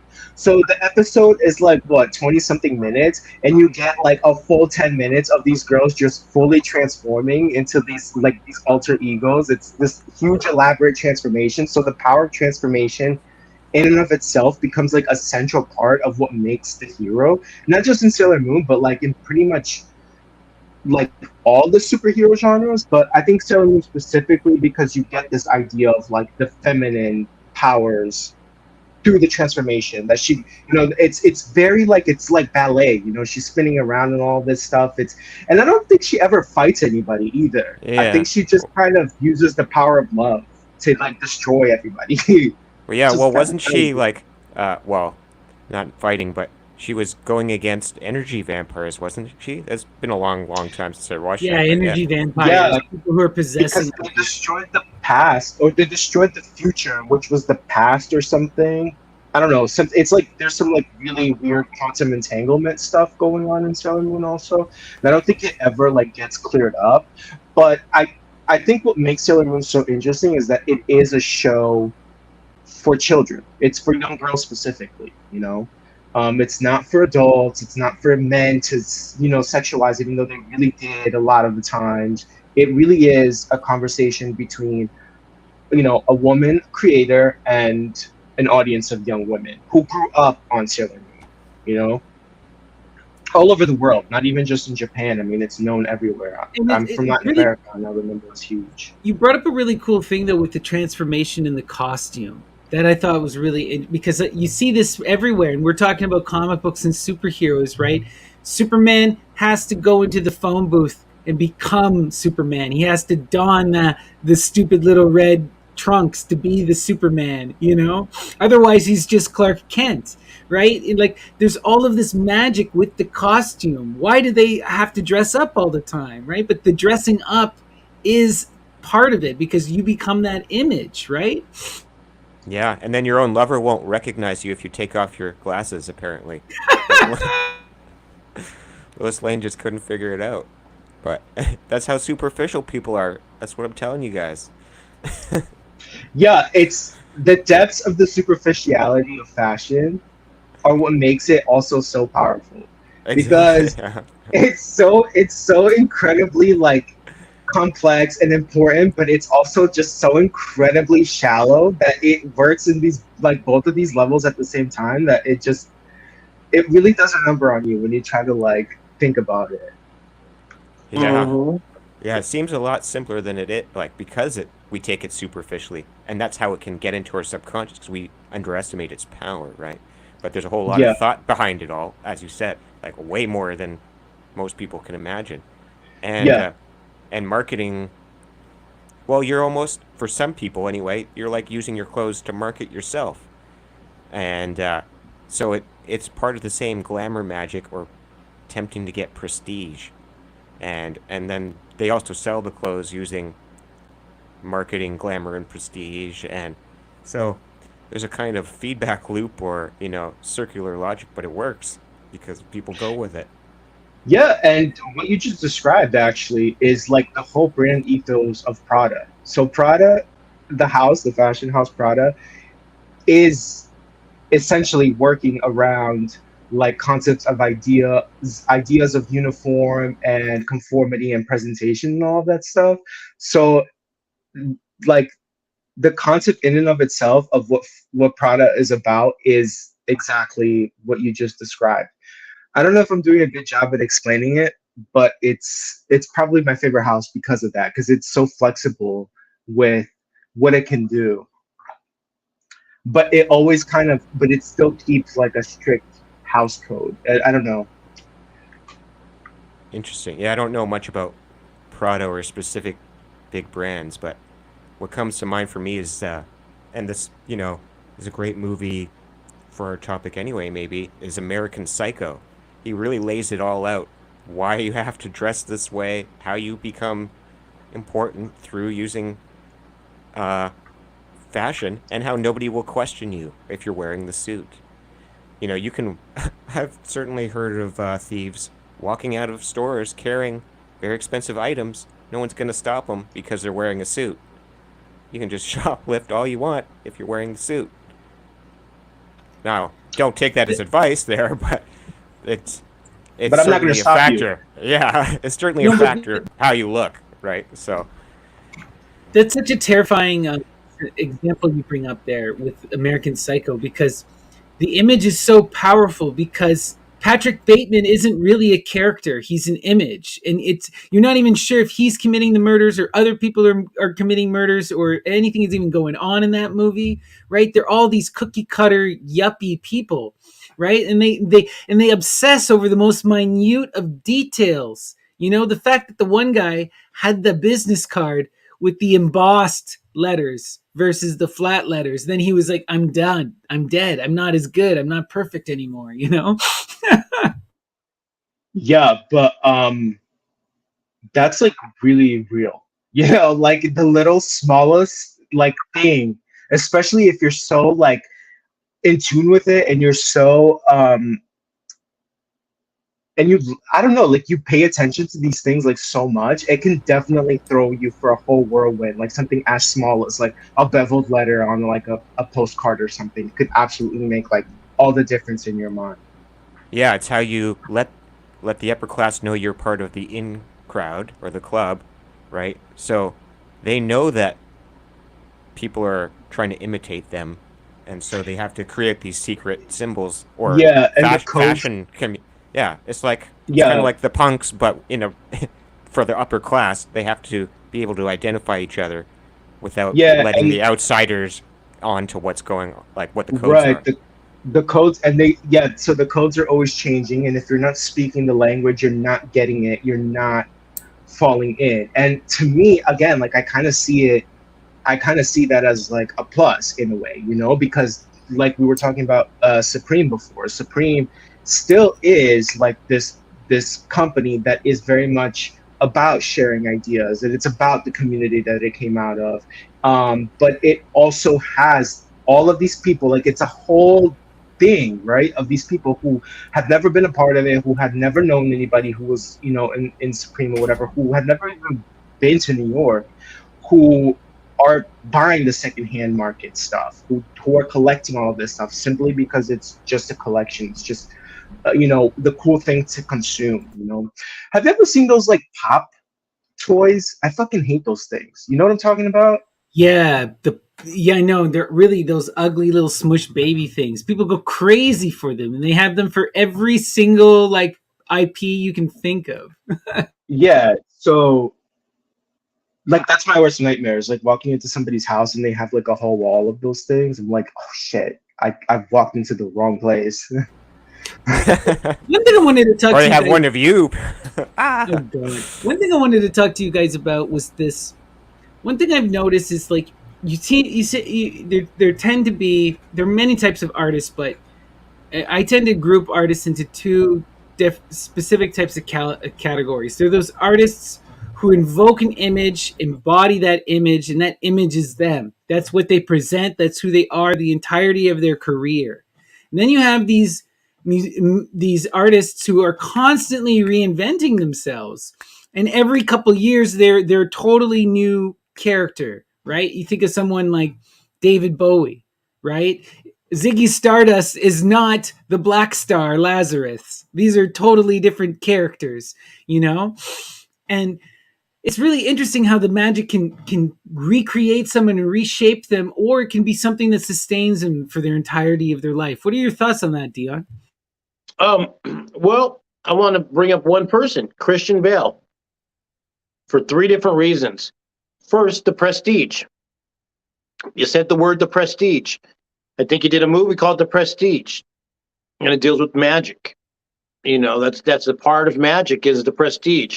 Yeah, he That's had a like twin in that movie that they never told anyone about, which is so right, fucked up. right, and he gets the prestige, but the other one does the actual work because magic is about misdirection. Some of it an illusion. And then the second reason was the American Psycho. You guys are talking about that movie, the transformation. Um, how that movie shows that we become acclamation of the brands that we uh, honor, that we shop. We become that. We take on all that. How we dress, stand. I liked his skincare routine. I don't know if you remember that part from the movie. It was a very lengthy skincare routine, but it was a very occultic movie. He's a very occultic actor. And next, I would like to talk about he did a movie, The Machinist. And where it's not about what he wore, it's about what he didn't wear, and that was his body itself. He transformed his body through this radical diet and lost so much pounds for the movie. So it could become like 90 pounds, literally skinny and 90 pounds. And the power of imagery, the power of occultism in movies, but also the power of method acting, and transforming yourself into a living image. That's a good point because right, some people do become these living images, right? Like I think there are some actors who they don't play a character, they are the character. And then there are other actors who embody that specific character, right? Like for example, Daniel Day-Lewis, he became Abraham Lincoln. I didn't see Daniel Day-Lewis, or I had to struggle to see Daniel Day-Lewis. But then on the flip side, George Clooney is George Clooney in every single movie he's ever played, and I love him for it in every movie he's ever been in. You know?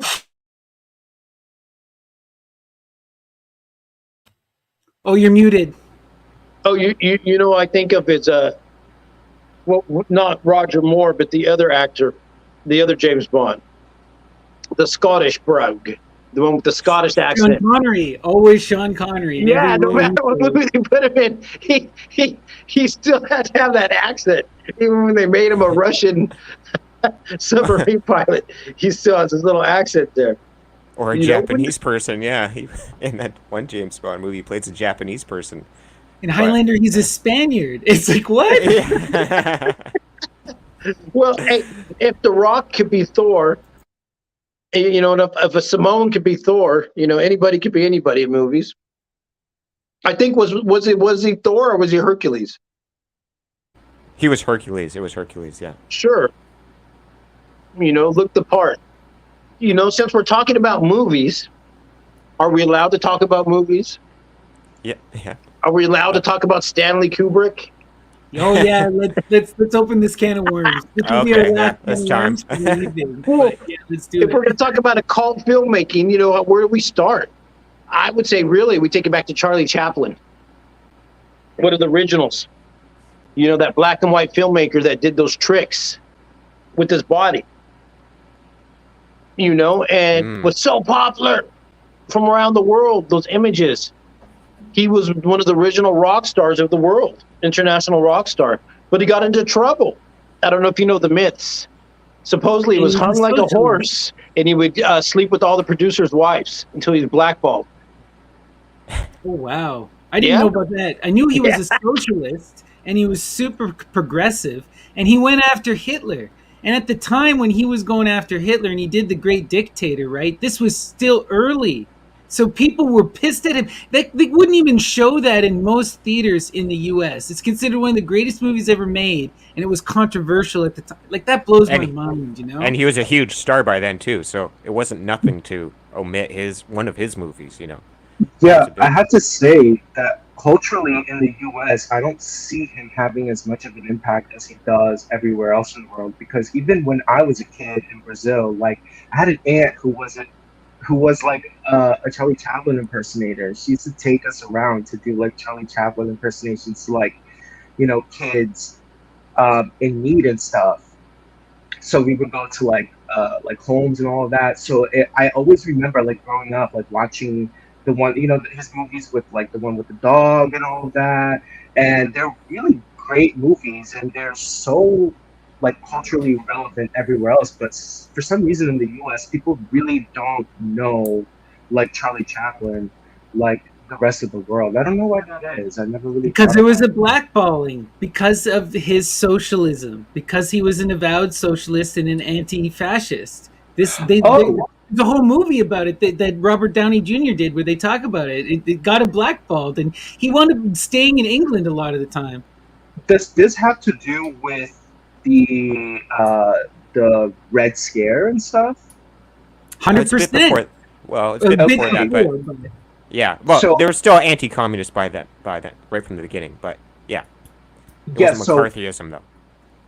When I was kind of preparing for this episode, even though this was kind of supposed to just be like a primer, I got really deep into the witch hunt stuff, like how the witch hunt stuff paralleled the witch hunt stuff paralleled the Red Scare in the U.S., but like quite literally because you had Arthur Miller who wrote The Crucible, like as like a reaction to it, and then you get to really see how like his relationship, I guess, with Marilyn Monroe kind of works this kind of like savior archetype. Like she kind of becomes like a savior archetype, like a public savior archetype for him.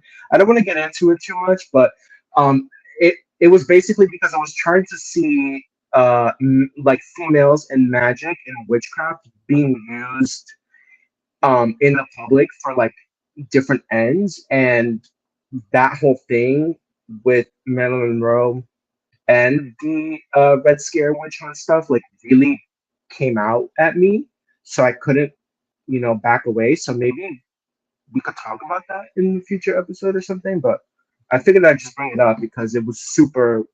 It was kind of like I couldn't ignore it, and then I had to like go really in depth with it. We definitely need to do like a full episode on that. But if anyone wants to Yeah. chime in, And was she murdered because she knew too much? Just saying. I don't want Just to be saying. murdered for knowing too much. You know, if we look at, say, from Charlie Chaplin, and powerful women in the 20s, 30s, 40s, 50s, or these female actresses, who do we have? What, Shirley Temple? How far back do we go? Or with Dorothy?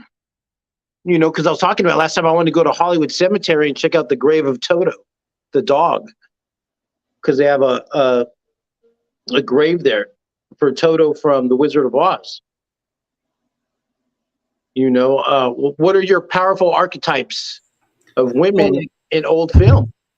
well, Judy Garland needs to be talked about just because there are few people who have achieved the level of worship that Judy Garland has. Anyone who's in the queer culture, especially gay culture, will tell you this. Like, Julie Garland is not just celebrated; she is an institution unto herself, and even her daughter Liza Minnelli, like they worship her, and mostly the musical career that she did after her film.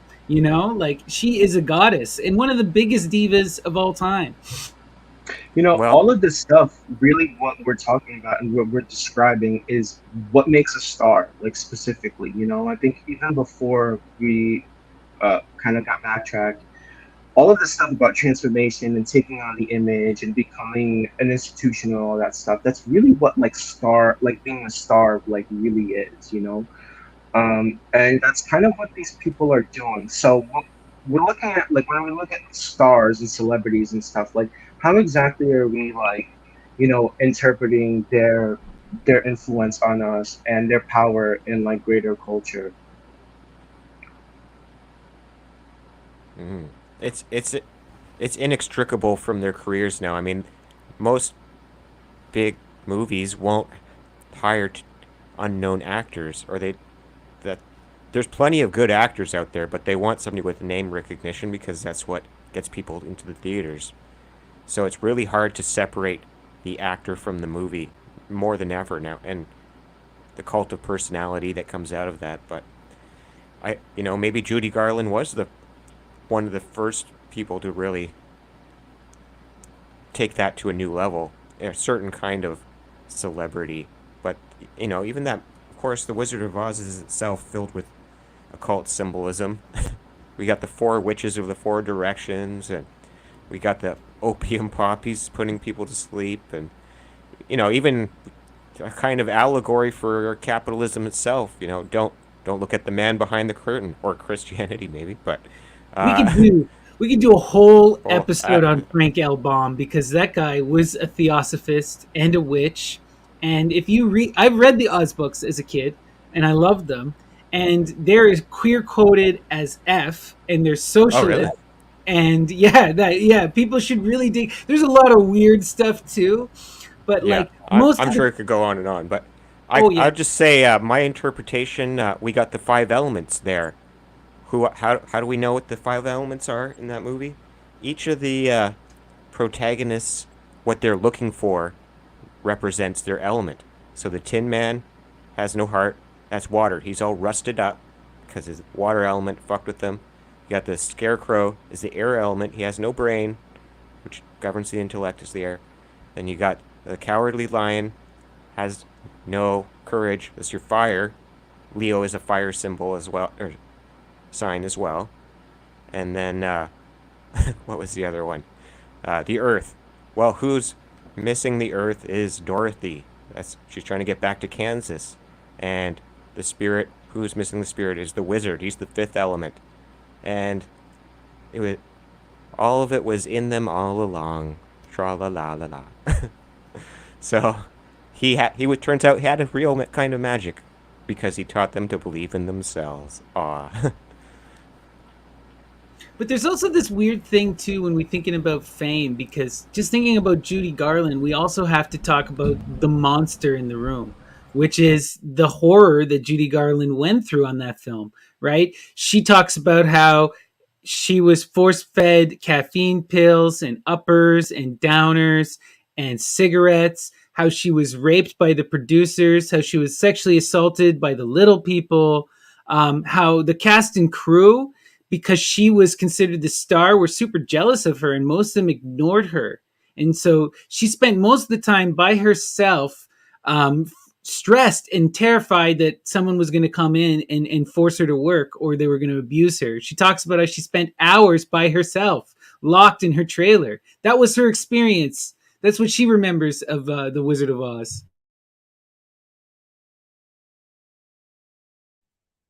You know, This and is it true. stuck with her whole life too. This is true. That's what she talks about. This is your magic art of Hollywood.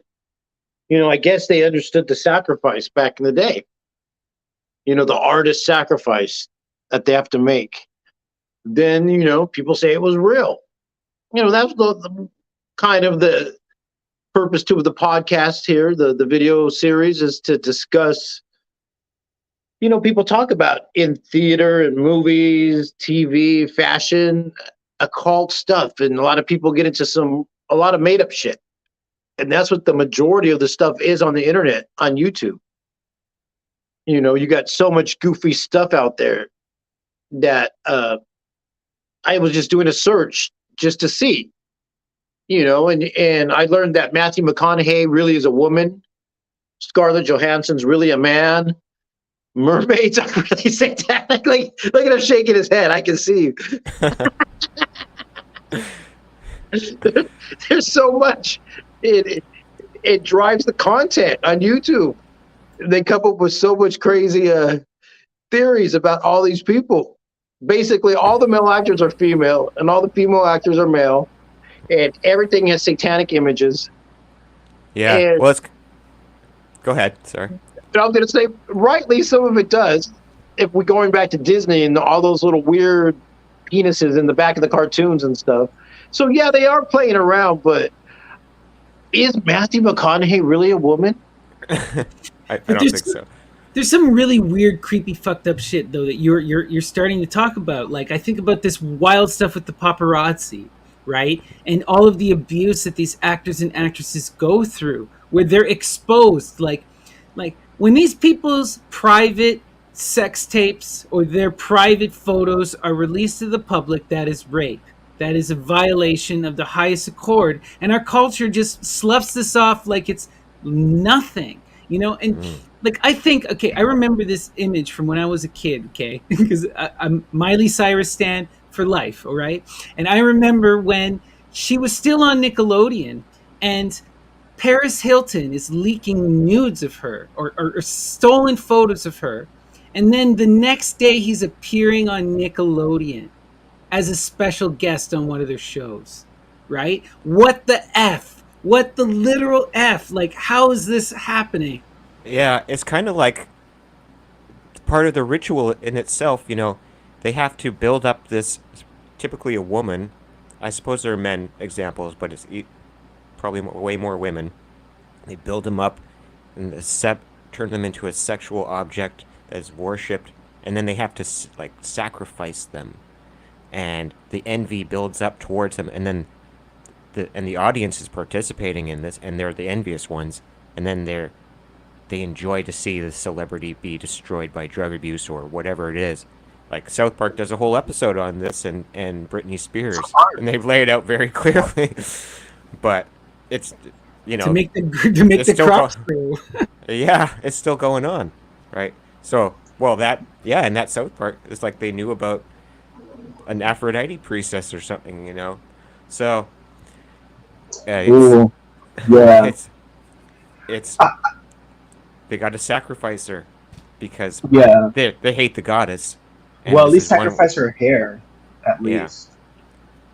This is a way of ritually bringing about patriarchy in a way too, right? By demeaning these women in this way, and destroying the dreams of little girls, and but also while encouraging it, it forcing, it's worth it though. You want to sacrifice yourself, and because then people will love you. So Well, yeah, it's really meant to kind of break it grooming. down and fit it into a box that is going to basically follow them for the rest of their lives through like carefully targeted advertisements, and targeting their self like awareness and their self like their insecurities and all of this stuff to in order to like sell them cosmetics and sell them, like how to be a better mother, how to be a better like all of these things. Like they literally kind of break women down in order to like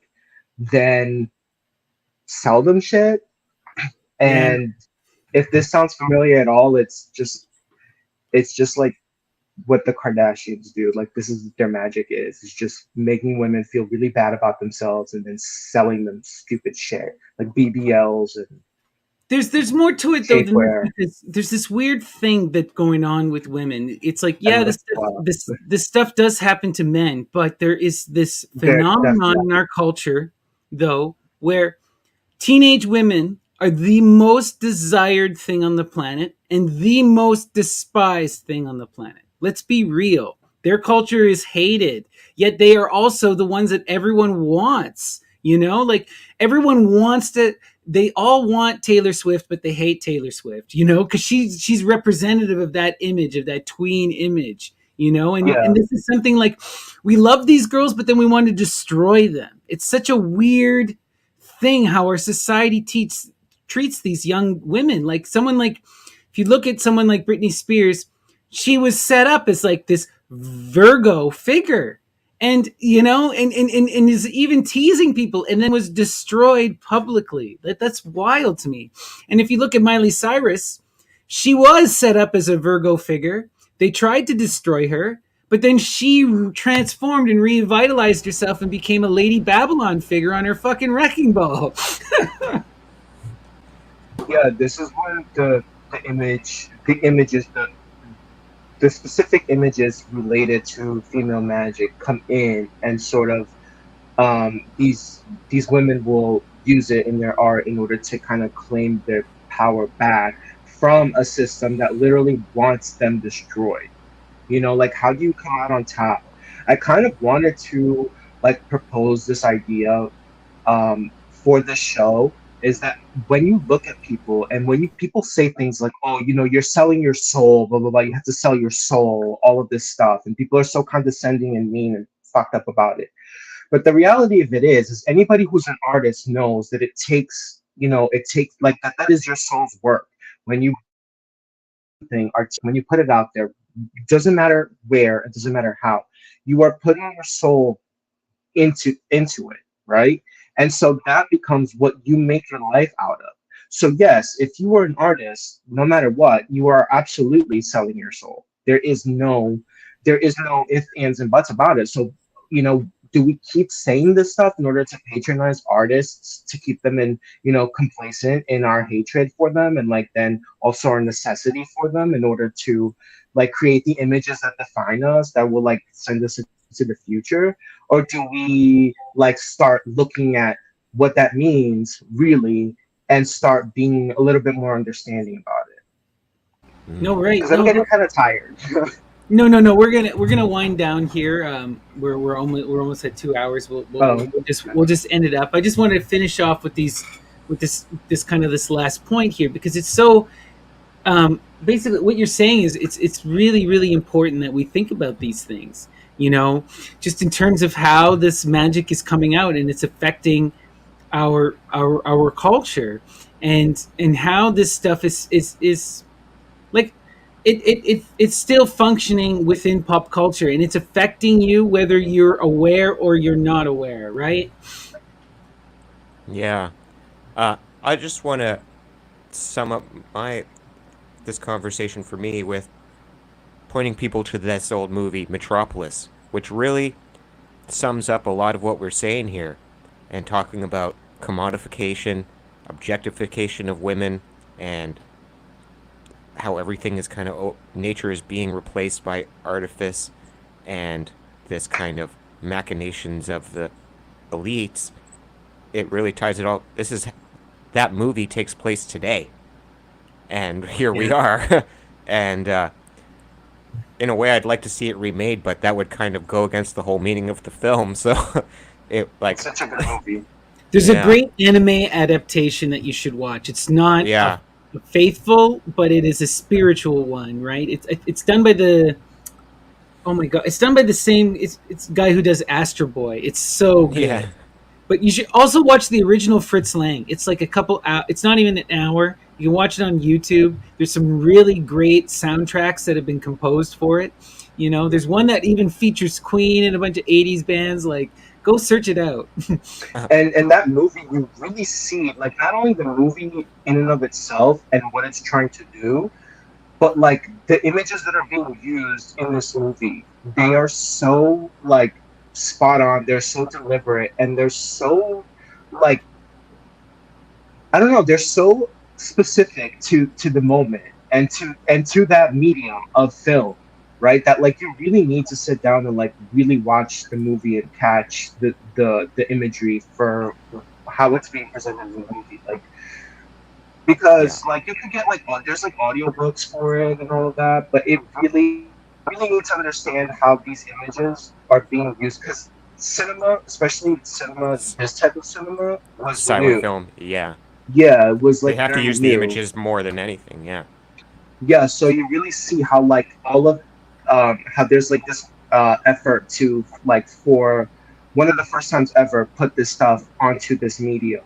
It's incredible, and it's talking specifically about this. So All right. No, that's amazing. So we're just gonna wind down here, guys. So thank you all for tuning in to Myth and the Pop Cults. But I want to give each of you guys a chance to give a kind of a summary of your thoughts. So we'll start with you, Dion. Um, Images, fashion, color, sound, your wardrobe. It's magical. Whether you choose to take charge of it and write your own script or be part of somebody else's branding, marketing campaign, this stuff is all sigils, and whether it's random or planned, have fun with it, you know, have fun. I say that most of the time is have fun. Because you're having fun, what do you got to lose? Right? Trust the muse. If you ever listen yeah. to Dion, Dion is always living by the seat of his pants, constantly just following the muse. It's beautiful. So, what about you, Perot? Any last comments? Yeah, I kind of want to go off of what Dion said and basically just say that like yes, these images are out there. They're being utilized in very specific ways, right?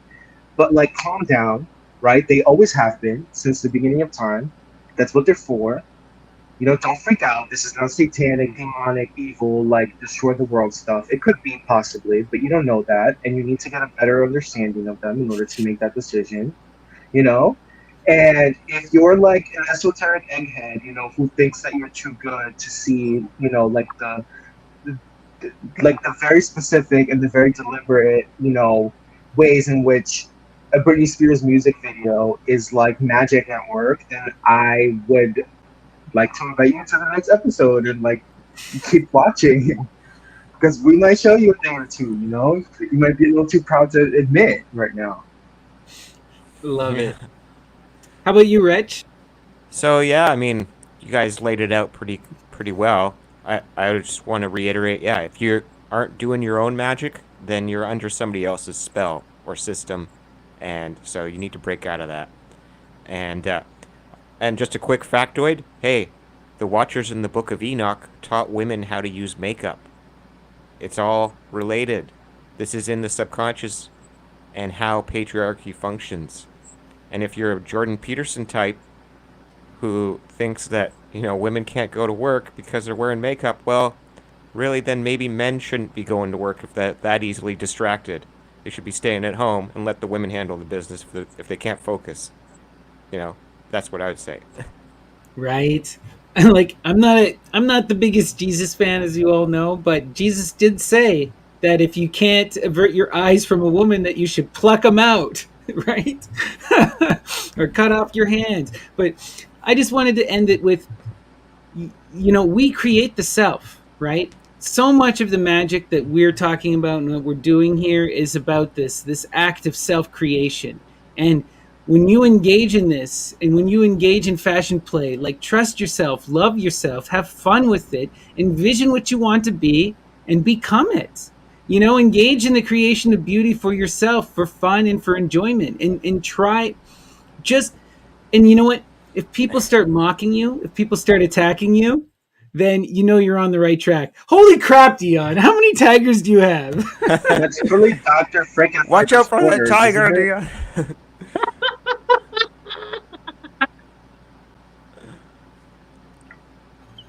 Yeah. All right. I love it. All right, everyone. Thank you for tuning into the first episode of Myth and Pop Cult, and we'll probably be back next week. And what we're going to do with this show going forward is we're going to try to focus in on, like, specific people or movies or music or ideas. This was just, we wanted to give you our overview of our ideas and introduce you to our good friend Perot, who will be guesting with us going forward. So thank you guys all for tuning in. Peace and love, and hail Satan. Hail Satan.